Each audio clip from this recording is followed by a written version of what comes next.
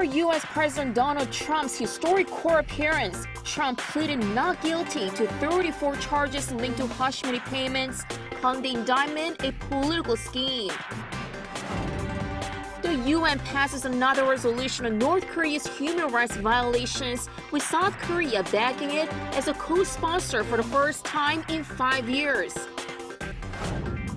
And 140 years into diplomatic ties between Korea and Germany, we look at the two nations moving forward with cooperation in the technology and climate sectors.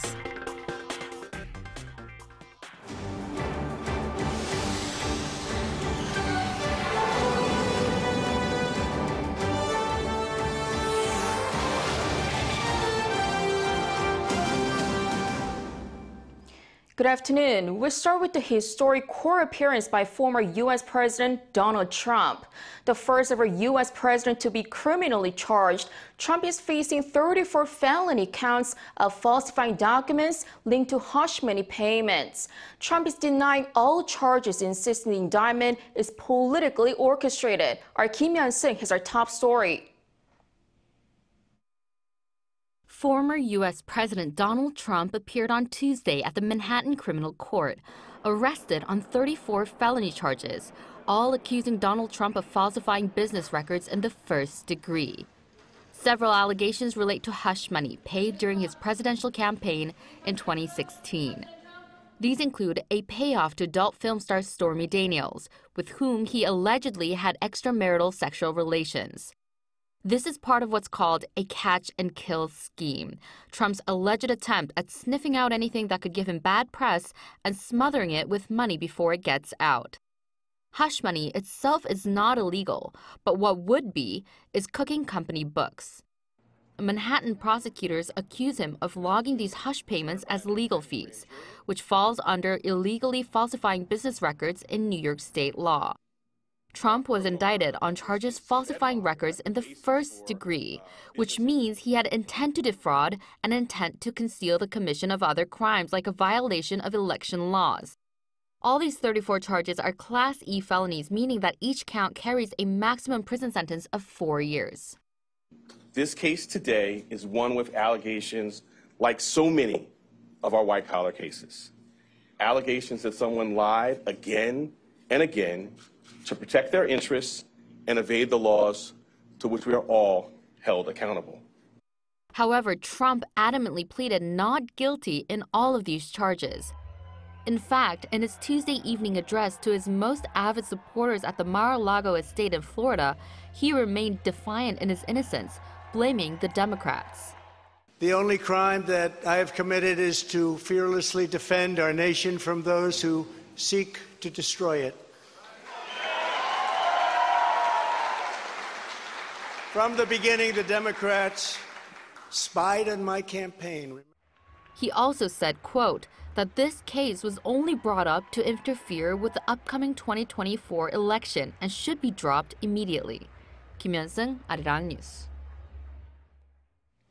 The UN has passed a resolution on North Korea's human rights violations, something that has been adopted for the past 20 years in a row. What's notable this year, South Korea returns to backing the resolution as a co-sponsor. Choi Min-jung reports. The Human Rights Council has passed a resolution denouncing North Korea's widespread human rights violations. This year's resolution, adopted on Tuesday, was co-sponsored by South Korea for the first time in 5 years. The resolution contains demands for Pyongyang to respect freedom of speech and allow independent media.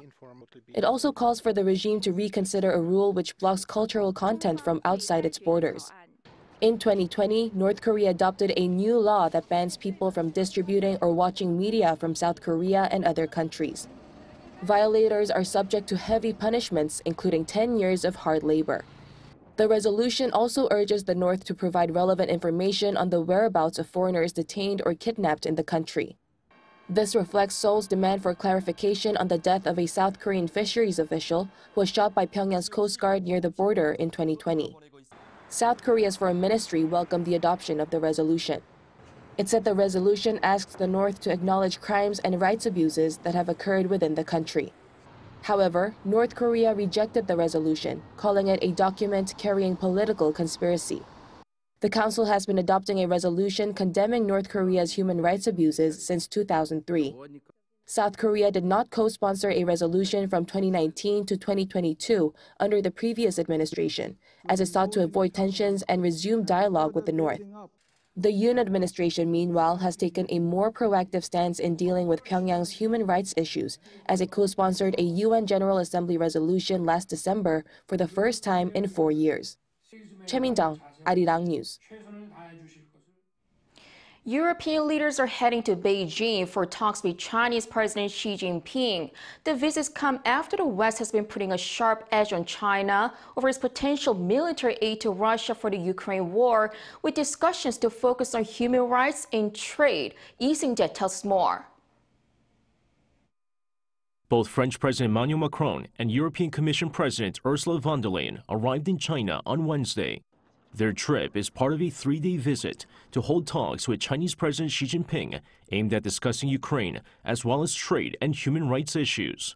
While experts don't expect any major outcome from the talks with Xi, the two European leaders are expected to push Beijing to limit their support for Russia's invasion of Ukraine. Others believe that the trip is just part of efforts to re-engage with China, with it being Macron's first to China since 2019 and von der Leyen's first as head of the European Union's executive arm. The trip also comes as von der Leyen expressed concerns over the EU's relations with China becoming more distant in recent years. It is clear that our relations have become more distant and more difficult in the last few years. We've seen a very deliberate hardening of China's overall strategic posture for some time.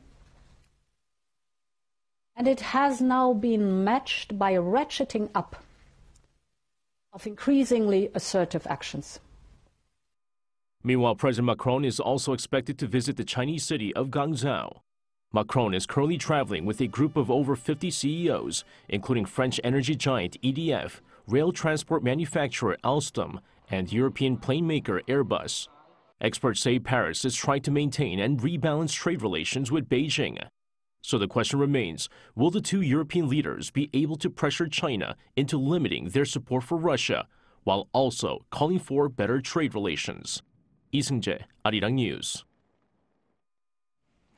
This year marks 140 years since Korea and Germany established diplomatic ties. The two countries already have strong cooperation in the political and economic fields, and now they're looking forward to expanding the ties in technology and climate protection. Our foreign affairs correspondent Bae Eun-ji has more.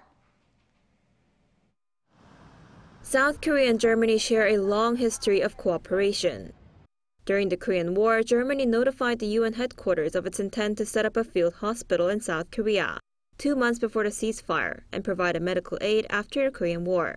In the 1960s, when Korea was war-ravaged and isolated, a total of about 8,000 Korean miners and 11,000 nurses were sent to Germany, serving as a bridge between the two nations. The two countries also have strong economic relations, as Germany is South Korea's largest trading partner in the European Union, and South Korea is Germany's third largest trading partner in Asia. And to celebrate 140 years of solid diplomatic ties, an event was held in Seoul on Tuesday. The German ambassador to South Korea told Arirang News that relations between the two countries are, quote, skyrocketing. We have a lot of mutual interest in new modern technology, be it information technology, be it cybersecurity, be it battery technique. The South Korean ambassador to Germany also expressed hopes of more cooperation in various fields, noting that the two countries share common universal values such as freedom, democracy, and rules-based international order. Based upon the respective Indo-Pacific strategies, I think there are great potential for the two countries to further develop our cooperation in the fields of economic security or climate protection and renewable energies, and the emerging critical technologies such as AI, 6G, and quantum technologies. The chairman of the Korean-German Chamber of Commerce and Industry, who's also the CEO of Porsche Korea, also shared his hopes for another 140 years of bilateral relations. Regarding the U.S. Inflation Reduction Act and concerns it could have a negative impact on Korean carmakers, he noted there is a way for the two countries to cooperate in order to better respond to the situation. I think our countries have the opportunity to keep a free market and keep the free flowing of goods, and I think this is what strengthens every economy. And if we can be a positive example on how this can work between the two countries, I think we can influence the rest of the world. 배은지, Arirang News.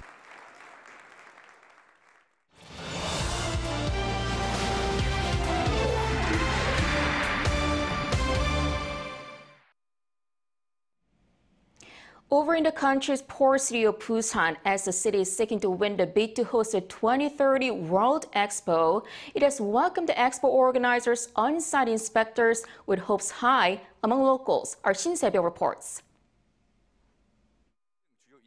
The on-site three-day inspection in Busan has begun. An 8-member delegation from the Bureau International de Exposition arrived in the city on Tuesday and received a warm welcome from approximately 5,000 citizens in front of Busan Station. They were also greeted by different kinds of performances, including a demonstration of Korea's traditional percussion music, samulnori. During their 3-day stay, the inspection team will visit the proposed venues and landmarks and meet with city leaders and citizens. On their first day, the team visits Ulsukdo Ecological Park, followed by a bid presentation and a dinner hosted by the Busan mayor. On Wednesday, the delegation is set to visit Busan North Port, the proposed main expo venue. Later in the day, they will attend a K-Culture Night concert. The final day, which falls on Thursday, will consist of a final presentation, a visit to the UN Memorial Cemetery, and lunch with international students in Busan. The delegation will be leaving South Korea on Friday, marking the end of their month-long trip to the bidding countries. The team will then make a report based on its 6-day trip to South Korea. The report will include a comprehensive assessment of Busan, including the qualities of the venues, conditions of local public transportation, and Korea's financing plans to support the event. The report for the 4 bidding cities, Korea's Busan, Saudi Arabia's Riyadh, Italy's Rome, and Ukraine's Odessa, will be made available to the 171 BIE member states during the June General Assembly before voting for a winner in November. Shin Se-byuk, Arirang News.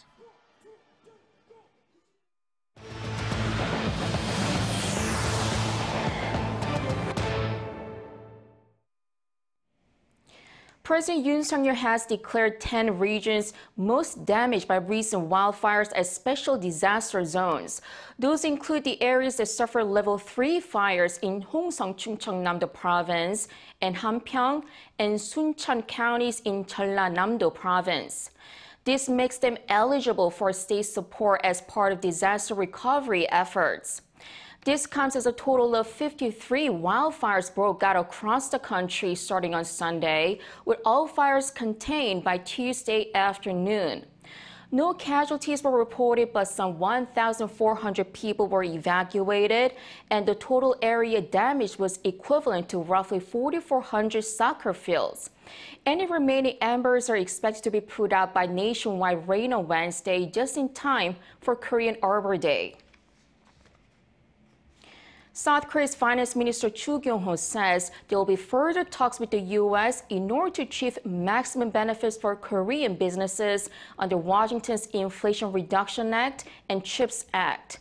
In a meeting of ministers discussing economic affairs on Wednesday, he said even though concerns have eased recently about the U.S. CHIPS Act, there are still lingering uncertainties like providing sensitive business data and limiting chip exports. The EU's latest trade and industry acts were also on the table. Chu said the government will support companies in developing technologies that can reduce carbon emissions while continuing to engage with EU counterparts to reflect the position of South Korea. The South Korean government plans to expand the number of core strategic technologies for materials, parts and equipment from 150 to 200. The country's first Vice Trade Minister Chang Young-jin said on Wednesday that South Korea will also increase the number of leading companies that possess them to 200 companies by 2030. Those companies are given environment and employment deregulation, as well as tax credits for investments and acquisition of local and overseas firms that produce materials, parts, and equipment. Currently, 66 leading companies have core strategic technologies for materials, parts, and equipment. South Korea's foreign reserves, a barometer of financial stability, rose in March on the back of the weakening U.S. dollar. The Bank of Korea says reserves came to a little more over 426 billion U.S. dollars at the end of March, up around $780 million from the month before. This comes after foreign reserves broke 3 months of consecutive increases in February. Bank officials attributed the increase to the U.S. dollar index weakening by 2.4% against major currencies, boosting the converted value of non-dollar assets. As of the end of February, South Korea's foreign reserves were the 9th largest in the world. President Yoon has used veto power for the first time to reject legislation mandating a government purchase of surplus rice. It is also the first use of veto power by a South Korean leader in 7 years. Our political correspondent Lee Si-hoo reports. Rival lawmakers at the National Assembly questioned government officials on Tuesday, focusing on the economy this time. On the second day of the 3-day interpellation, the Prime Minister and the Ministers of Finance, Agriculture, and Transport, among others, were in attendance. Lawmakers asked them questions involving the rising energy bills, low birth rate, and South Korea's economic relations with Japan. The key question of the day was on the recently passed revision of the Grain Management Act, which President Yoon Suk-yeol had vetoed earlier on Tuesday. What was the main reason for the veto? We think the law forcing the government to purchase surplus rice is not helpful to farmers or to our finances. Researchers say that purchasing surplus rice would lead to overproduction, which would eventually lead to a fall in price. The opposition, which last month pushed for the passing of the bill, called for better treatment of the farming industry. I think the government should treat our agricultural industry well. It's helped our economy become the 8th largest in the world. What do you think? I completely agree with the agricultural sector's contribution to South Korea's economic advancement, but the problem is the agricultural environment is rapidly changing. Demand is decreasing, and I think it's time we employ policies that suit the needs of farmers. The revised Grain Management Act calls on the government to buy surplus rice if demand falls short of production by 3 to 5%, or if prices fall by 5 to 8% or more from the year prior. Now, this is the first time that President Yoon exercised his veto power, and also the first time the executive right was used since 2016. The vetoed act will now be put to a vote once again at the National Assembly. For it to pass, it requires over 2/3 of the votes of at least half of the parliament's lawmakers in attendance. If passed, the government has to accept the bill.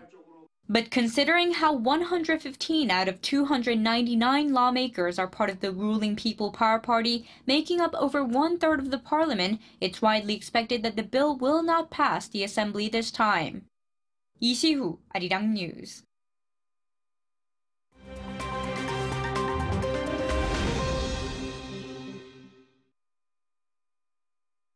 Let's take a look at what's going on in the world now. In Brussels, NATO has officially welcomed Finland as its 31st member. During a ceremony at NATO headquarters on Tuesday, Finland's flag was unfurled among those of fellow members of the military alliance. The ceremony fell on the same day as the organization's 74th founding anniversary. It means that NATO has doubled its frontier with Russia, as Finland and its neighbor share a border 1,300 kilometers long.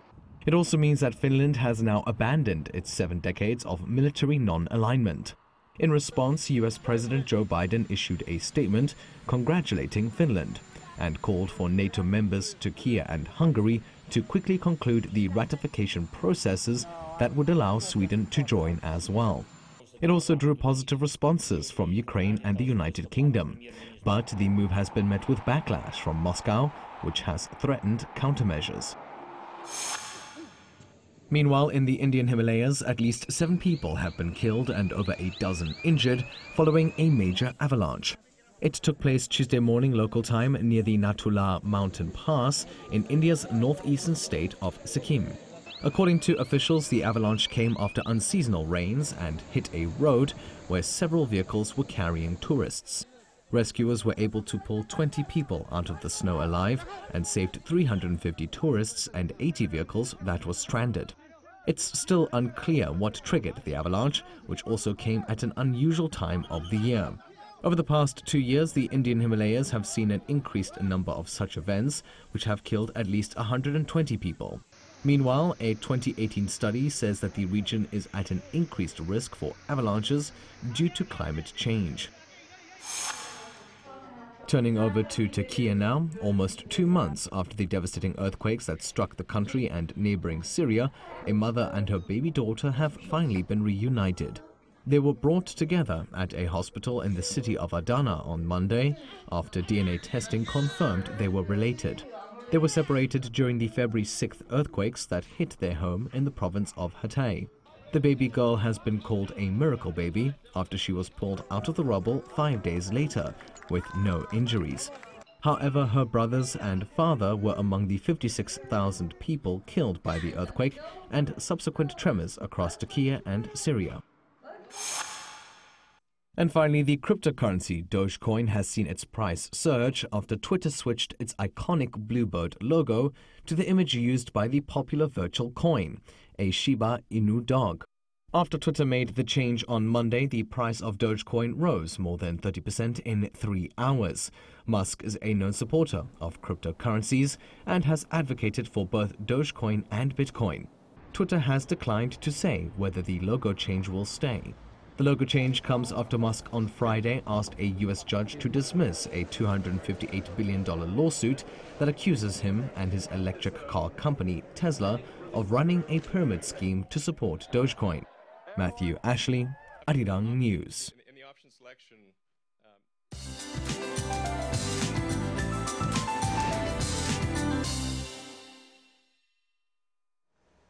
Good afternoon. Much needed nationwide rain is soaking the nation on this Arbor Day, which is also Cheongmyeong, the 5th spring term out of 6. It surely has been a rough spring for plants and trees this year with a lack of rain amid that warming trend. However, the south coast and Jeju could see more than 100 millimeters of heavy rainfall into Thursday. Heavy rain alerts are in place for mountainous regions on Jeju, and the strong wind advisory is also issued on Jeju and the west coast. So it is a tough day for those on Jeju Island. Well, if you are flying in and out from the resort island, be sure to check your flight schedules in case of any cancellations today. Morning temperatures were still above norms, while highs are returning to norms this afternoon, and it's going to be breezier tomorrow. Afternoon highs are in the mid to upper teens in most areas. Please stay safe out on the roads. It's slippery out there. Sunny skies return after the rain, but temperatures continue to drop with an expected low of just 3 degrees Celsius here in the capital. That's Korea for you, and here's a look at the international weather conditions.